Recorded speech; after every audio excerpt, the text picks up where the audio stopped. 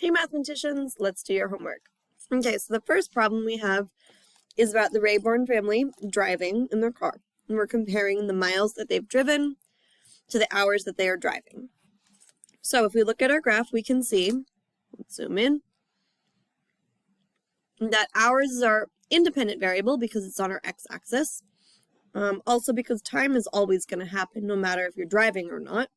So hours driving, and it depends on how many hours we drive, how far we go, how many miles we go. So we're trying to match one of these tables to the graph. I think it's easiest to start with the number 1. I would like to see in 1 hour how far you travel. So I'm going to look at this 1, and I'm going to go up, up, up, up, up until I hit the line. And then I'm going to go over, over, over, over, over. All right, so 1 hour. 1 hour is 60 miles. Now, looking at my answer choices, I can see that a lot of them count by half hours, by 0.5, that's half. So I think I should probably figure out what half an hour is. If 1 whole hour is 60 miles, half of an hour is half of 60 miles, which is 30 miles. So what I'm going to do is I'm going to ignore all my answer choices, and I'm going to make a table that I know is true.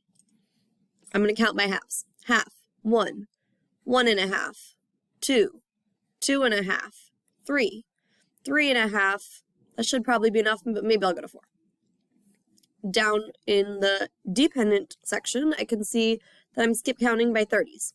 30, 60, 90.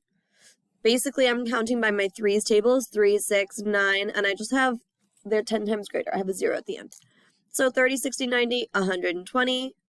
3, 6, 9, 12, 15, so it's going to be 150. 3, 6, 9, 12, 15, 18, 21, 24, and then I'm going to add zeros to them. So I am now going to start looking at my answer choices and eliminating things that do not match the table that I made in pink that I know is true. So let's go look at A. The first option for A says 2.5 matches with 150. Going back to my table, that is a true statement. Let's look at the next one. Because it's not just like, oh yeah, I found one that works. You have to make sure that all of the sections in a table work before you're committed to that answer. The next one says 3 hours is 200 miles. Let's go look. I know it's true table says that it's 180 miles in 3 hours, so A is wrong. I do not need to check the other options. As soon as one part is wrong, the whole answer is wrong. I can also see that B has the exact same thing, 3 hours with 200 miles, which is not true. C says 3.5 hours matches with 200. No, it matches with 210. So now by process of elimination, I know that the answer must be D. You could double check. 4 matches with 240. Yep. These get bigger, but I could continue my table to make sure that these are true. However, if I know there is an untrue statement in each of the other 3 answer choices, it has to be my answer. Okay, next one. Juan Carlos is J years old, so we're going to use a J to represent him. Sada's age, S is going to represent Sada, is 9 years older than Juan Carlos. Which equation best represents or best describes the relationship in years between the ages of Juan Carlos and Sarah? Oops, we spelled Sarah 2 different ways here. There we go. So I'm looking at a very teeny tiny word, which is very important in writing an equation. And that word is. Is means equals. J is Juan Carlos. I've defined my variable. Sada is the letter S. However, we also have another is right here. Sada is 9 years older than Juan Carlos. So if you're older, do you add years or do you subtract them? You are going to add them. And you are going to choose an equation that looks like this. Nothing looks identical to this, but using your commutative property, you should be able to pick your answer. Next up, which of the following statements does not describe this data? So we're looking for the false statement. Before I even read any of the statements, I'm going to figure out what the relationship is myself, because it's easier for me to check something and be like, does that match what I think it is, than it is to try and figure out, does that sound right? Is that maybe true? It's better to just know what's true before you start reading the answer choices. So we have x and y. X's are independent. It's on top. I also just know that x is always independent. That means I want to start with x. I have to do something to x to get my answer y. So I'm starting at 80. I got to do something to get an answer of 10. Well, I could divide it by 8, or I could subtract 70. Dividing by 8 is my multiplicative rule because multiplication and division go together. And minus 70 is my additive rule because adding and subtracting go together. Both of those rules work for the ordered pair 80-10. Only one of the rules will work for the other pairs. So I'm starting with 2 rules, and then I'm going to eliminate one. 64 minus 70 would be a negative number, and that is a positive 8. 64 divided by 8 does equal 8. So my rule is dividing by 8. It is a multiplicative rule. We've also talked about dividing by a number is the same as multiplying by its reciprocal. So the opposite of dividing is multiplying. The reciprocal of 8, or like the opposite order of 8, which is really secretly an 8 over 1, is times 1/8. So either of these represent the same relationship. You take your x and you cut it into 8 parts, which is dividing by 8, and also slicing it into eighths is cutting it into 8 parts. So the value of x is, there's our little word again that's so powerful, x equals 8 more than means plus, y. If I find a y, 2, plus 8, does that equal 16? It does not. The value of y is 1/8 the value of x. Of is another powerful little word that actually means times. 1/8 times x. Well, we know that times 1/8 is a possible way to write our relationship. That is a true statement. The value of y is, y equals the value of x divided by 8. If we take our 80 divided by 8, that is 10. That is true. The value of x is 8 times the value of y. This one looks a little bit different and maybe is going to trip some people up. However, if I look at the relationship that I started with, where I recognize that it's a divide by 8 relationship, it's an x divided by 8 relationship equals y. To undo, to get x alone like it is over here, you'd have to do the opposite with the same number. And if I do times 8, I wouldn't put an x because that looks like an x and not a times symbol. I could just smush them, but it's math and we like variables better. We like coefficients better than variables. We want the numbers first. That's actually a true statement. So 3 true, 1 false, 1 is not true. That's going to be our answer.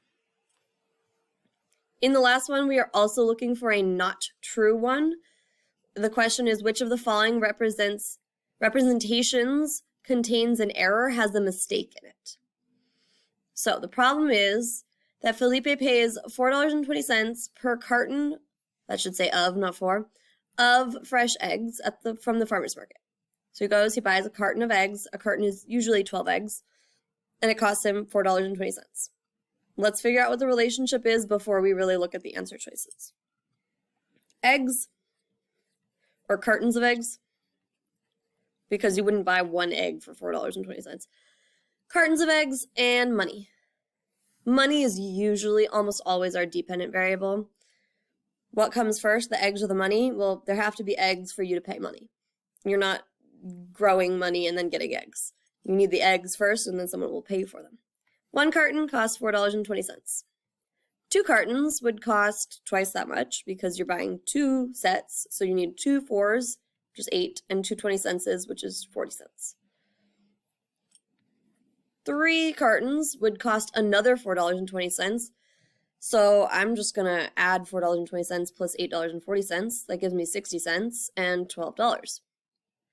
4 cartons, You can add $12.60 plus $4.20. Honestly, what I do is I double the $8.40 because I know that 2 doubled is 4, and I personally would rather just like add the same number twice. 8 and 8 is 16. 40 cents and 40 cents is 80 cents. I think that's pretty good. So before I even scroll over one more time, I'm going to check myself. Is this an additive or a multiplicative relationship? I could add $3.20 to this, or I could multiply it times $4.20.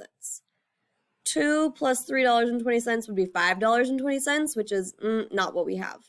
So this is a multiplicative relationship times $4.20. Looking over here, I see y equals 4.2. 4.2 is actually the same thing. Whoa. Scrolling back. Same thing as $4.20. You do not need that final 0 right there. So this shows a multiplicative relationship. They're smushed together between the x, the eggs, and the $4.20. That is a true statement. There's no error about that one. This one, I can even just go over and check. Like 1 matches with 420, yep. 3 matches with 1260, agreed. 4 matches with 1680, this one is correct.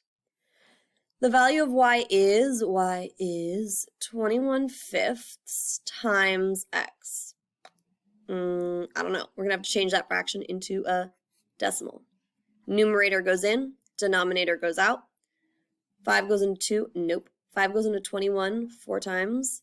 4 times 5 is 20. I have a remainder of 1. I need a decimal to raise it to the roof and a 0 to bring down. 5 goes into 10 2 times.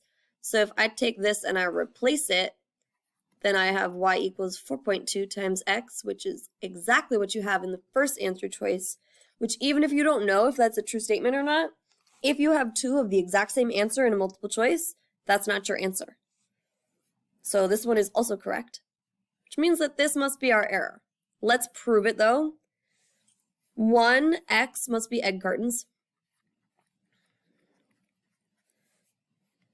1 egg carton. Do you see how this dot matches with 4? I would have a hard time believing that that dot is $4.20. But maybe, okay, we're going to check the other ones. 2 matches with, okay, this is above the 8. I could believe, yeah, that's pretty easy to guesstimate that if this is 9, that's an $8.40. I could believe that. 3 is where it really starts to throw you off. I'm not very good at drawing straight lines. Go straight up the 3 and scrolling. Oops. And get better tech skills than Miss Douglas. Straight up the 3. That is 12. Well, no, wait, that's 12. 13 and something dollars. 3 should not be 13 and something dollars. That's a mistake. So that is the point at which you're like, whoa, this is 100% my answer, because that is not the right point to be plotted for 3 cartons of eggs. And I only gave you 4 answers, or 4 questions for homework, so you are done.